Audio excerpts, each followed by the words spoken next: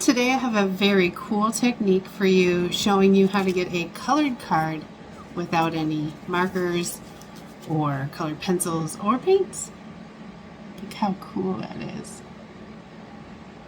I'll show you how to make this one, but I did make a couple of others. This one, same technique, and this one here too. So stick around and I'll show you how. I wanted to try to find a technique where I could color some cards without actually coloring them. Just thought it would be kind of fun. So I pulled out this very old stamp set. Well, it's not really very old, but it's from Close to My Heart, which I don't think they're around anymore. And this is a very, very old stamp set. And since we just recently moved from Wisconsin, this farm was on my brain. I thought it would be really cool to make a card with this. I needed to up my sympathy card game, I guess. So I needed to make a few sympathy cards. I just thought this would be a really good technique. So the first thing I'm doing here is just stamping my barn in some ink. This is Simon Says stamp. I think it's it doesn't move. It's waterproof, okay? And now I am stamping this in some orange that is water-based ink, and some tan. And now I'm also going to stamp in some green.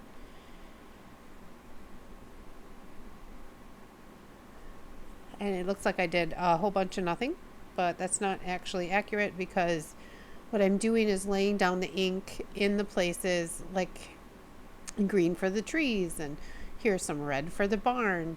I'm just re-stamping it over top of that brown ink. I'm sorry, you can see my head. And then I am taking my water sprayer here and I'm going to spray a little bit, and then I will dry this back so that it stops the bleeding, so it doesn't just keep going. And this is watercolor paper that I'm working on, some Canson XL watercolor paper, and I believe I'm working on the smooth side.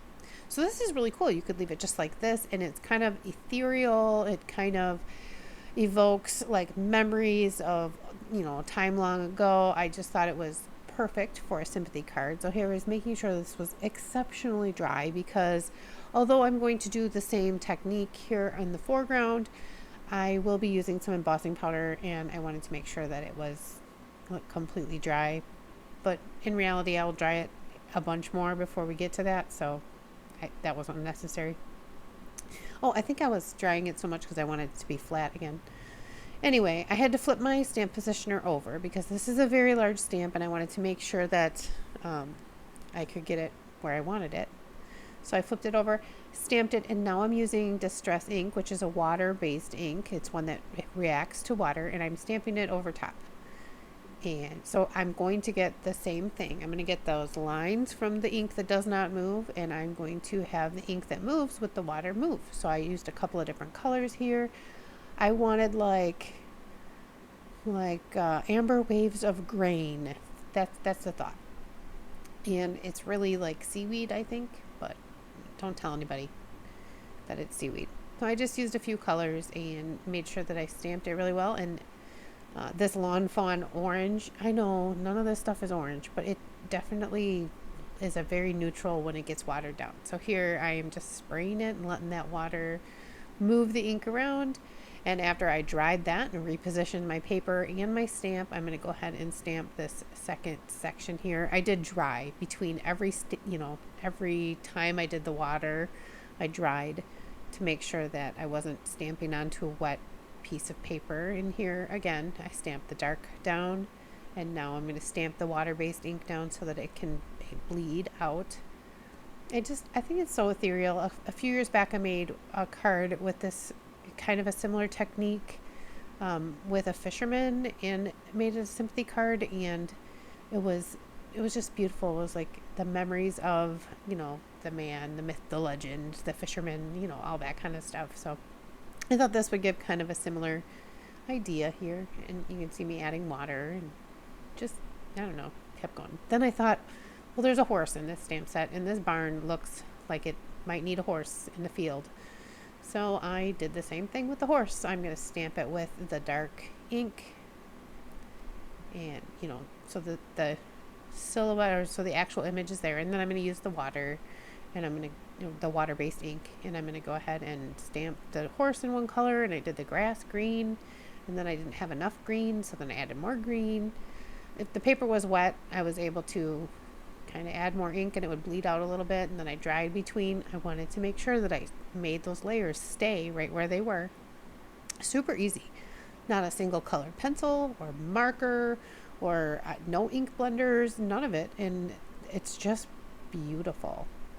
This is a stamp from a company called Victorine Originals. I don't think they're around anymore, but it's this little flying bird, and it's probably my most used stamp from them because I like to build scenes, and it's just like the perfect little bird for the background. I think they were bought by Some More Fun Stamps, which also bought like Raisin Boat stamps, and I mean, correct me if I'm wrong, but I'm pretty sure that they are no longer around and they were gobbled up by somebody else, and I think it's called Some More Fun Stamps. So here I did the same thing with the bird that I did with all of the other stuff. I stamped it, and then I added the ink, and then smooshed it around, and then dried it.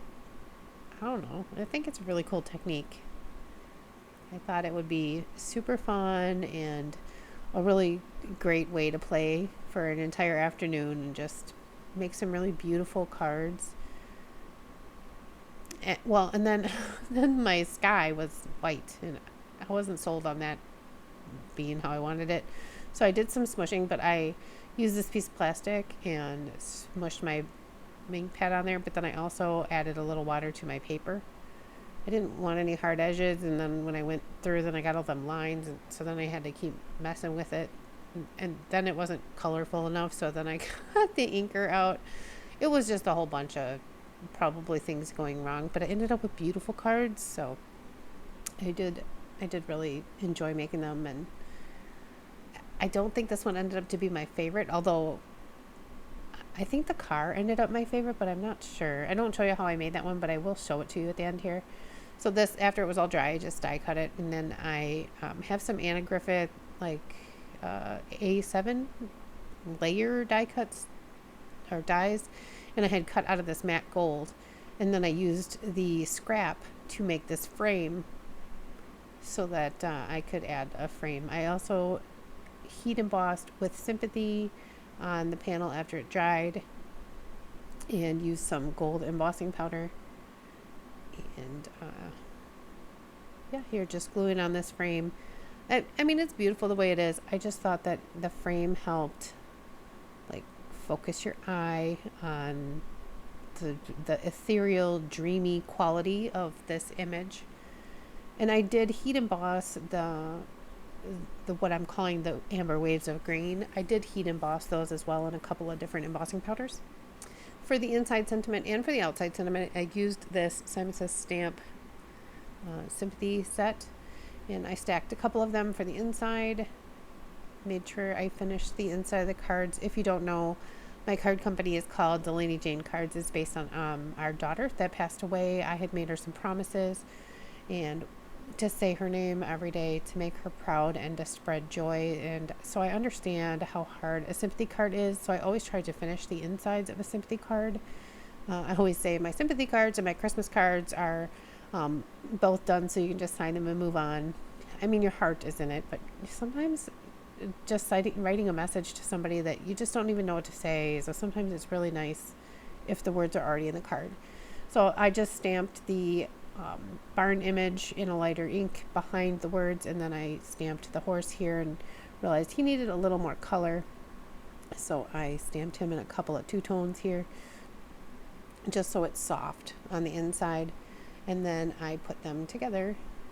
I did all three cards at the same time, but like I said, I just really filmed the one. It's the same technique. It's stamping in the solid ink, you know, one that does not move with water, and then stamping over the top with something that does move with water. Very much an easy technique to do with a stamp positioner. So here is that sympathy card that we just made, and then here is an alternative. This one has a boat and a dock, and I did take a paintbrush and like kind of fill in that boat a little bit more, but the car was done exactly the same way, where I just stamped and sprayed and stamped and sprayed. And that one I used a sympathy stamp from Unity stamps. So those are my cards. As I always say, give cards generously. And I'll see you in the next one. Bye.